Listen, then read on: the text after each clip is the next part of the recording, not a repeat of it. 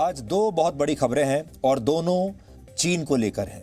सबसे पहले आपको यह बताते हैं कि सीमा विवाद जो हमारा चल रहा है चीन के साथ, उसमें आज भारत को कितनी बड़ी रणनीतिक जीत मिली है।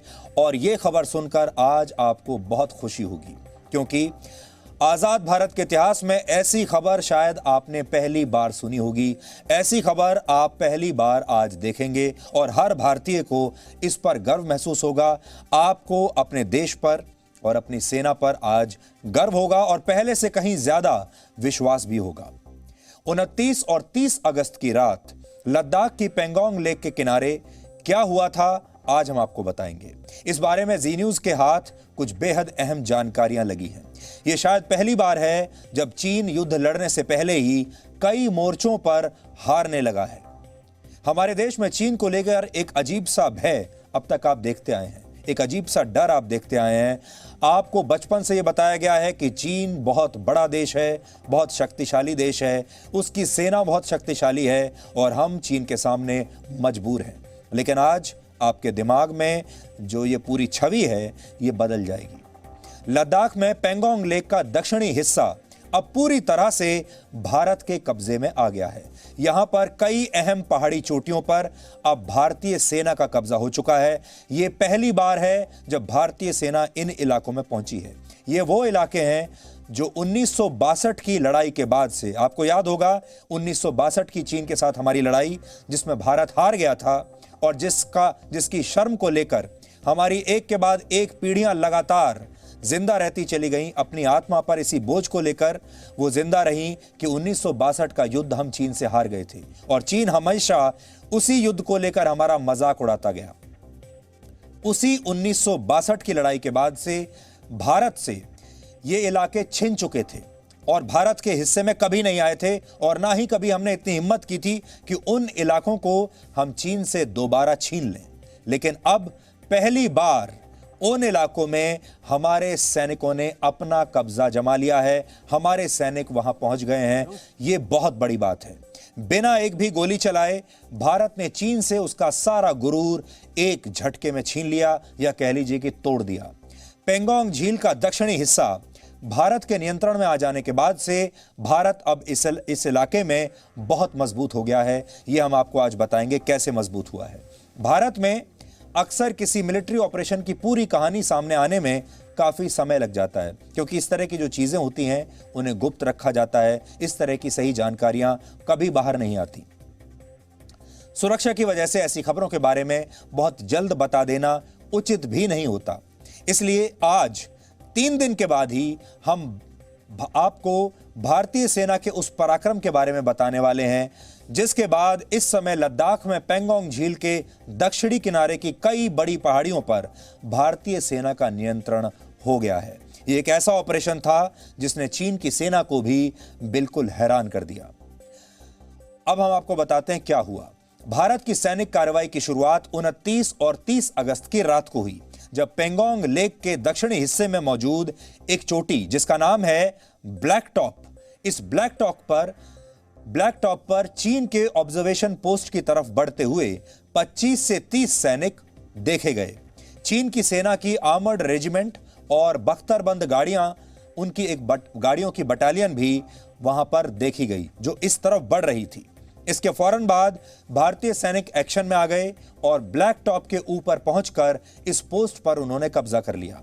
इस दौरान हाथापाई की खबरें आई हैं, लेकिन भारतीय सेना ने इनका खंडन किया है।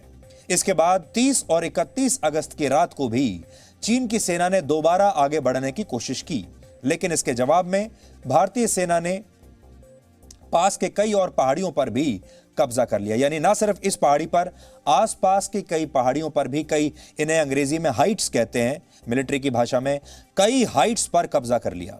भारतीय सेना की यह कार्रवाई पेट्रोलिंग पॉइंट, जिसे पीपी कहते हैं, PP-27, PP-27 से लेकर PP-31 के बीच की गई है।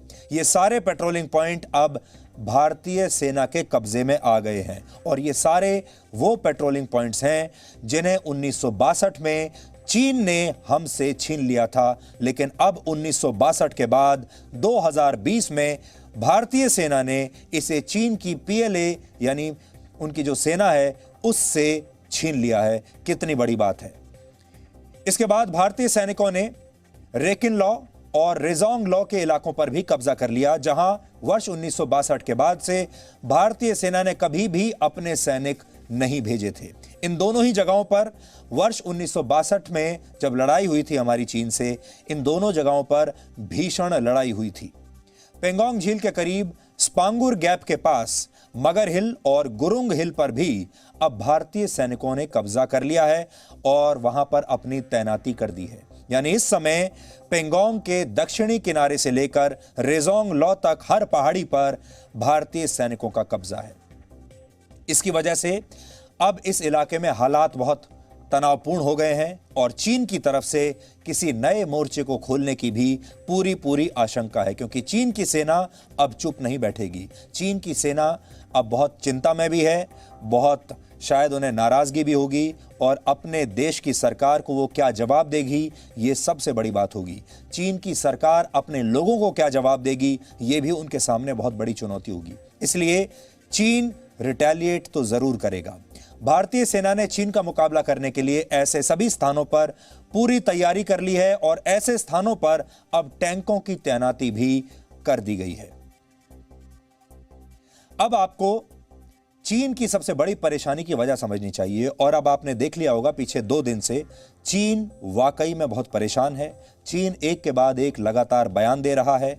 चीन बार बार हर घंटे उसका एक नया बयान आता है जिसमें वो ये कहता है कि भारतीय सेना हमारे इलाके में घुस आई है, भारतीय सेना को वापस यहां से जाना चाहिए। सोचिए, चीन की तरफ से अब ऐसे बयान आ रहे हैं और पीछे 70 साल में हम हमेशा ऐसे बयान भारत की तरफ से सुनते आए हैं, जब भारत कहता था कि चीन हमारे इलाके में घुस आया है, उसे वापस जाना चाहिए, और वो वापस नहीं जाते थे। अब वो नौबत चीन के पास आ गई है और चीन इसीलिए इतना परेशान है। चीन की सबसे बड़ी परेशानी है पेंगोंग लेक के दक्षिणी हिस्से पर भारत का नियंत्रण हो जाना। चीन इस हिस्से पर नियंत्रण करके भारत के खिलाफ एक नया मोर्चा खोलना चाहता था, लेकिन 29 और 30 अगस्त की रात भारत की सेना ने चीन की इस योजना को पूरी तरह से असफल कर दिया। भारत के सैनिक अब पेंगोंग लेक के दक्षिणी किनारे पर ऊंची चोटियों पर बैठे हैं, यानी हम ज्यादा हाइट पर बैठे हैं, जबकि चीन की सेना अभी निचले इलाकों में है। और ये वो इलाका है जहां पर जो सेना जितनी ज्यादा हाइट पर, जो सेना जितनी ज्यादा ऊंचाई पर बैठी होती है, उसे उतना ही फायदा होता है, युद्ध के दौरान उसे उतना ही लाभ मिलता है। और इस समय वहां की जितने भी रणनीतिक तौर पर जो ऊंची चोटियां हैं, उन सब पर अभी भारत बैठ गया है, जबकि चीन की सेना अभी निचले इलाकों में है। पेंगोंग झील के उत्तरी किनारे की तुलना में दक्षिणी किनारे के आसपास की जमीन ज्यादा समतल और चौड़ी है और यह रास्ता लद्दाख और चुशूल घाटी तक भी भारतीय सेना की पहुंच को बहुत आसान बना देता है।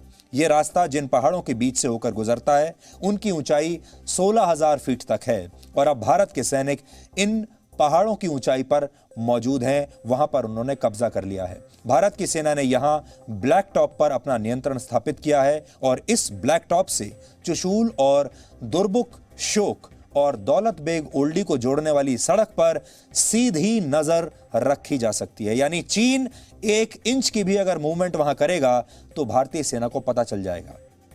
यही इलाका वर्ष 1962 के भारत और चीन युद्ध के भी केंद्र में रहा था। जिस जगह पर भारत की सेना ने अपना नियंत्रण स्थापित किया है, उसके सामने पेंगोंग लेक का फिंगर एरिया भी है। इस इलाके में चीन की सेना ने पिछले कई महीनों से फिंगर 4 से फिंगर 8 के बीच कब्जा कर रखा है और हटने को तैयार नहीं है। इतनी बातचीत हो चुकी, इतने अलग अलग स्तर पर बातचीत हुई है, लेकिन चीन यहां से हट नहीं रहा। दक्षिणी किनारे पर भारत ने यह कार्रवाई करके चीन को इस फिंगर एरिया का जवाब देने की भी कोशिश की है। आपको याद होगा, यहां फिंगर 4 आप जो देख रहे हैं, यह फिंगर 4 वो इलाका है जहां अब भारत बहुत फायदे की स्थिति में आ गया है। फिंगर 4 पर हमारा पूरा कब्जा तो नहीं हुआ है, लेकिन अब हम जिन हाइट्स पर बैठे हुए हैं, वहां से फिंगर 4 के इस पूरे इलाके में एडवांटेज भारत को रहेगा, फायदा भारत को मिलेगा और भारत अब इस इलाके में चीन के मुकाबले कहीं ज्यादा मजबूत स्थिति में आ गया है।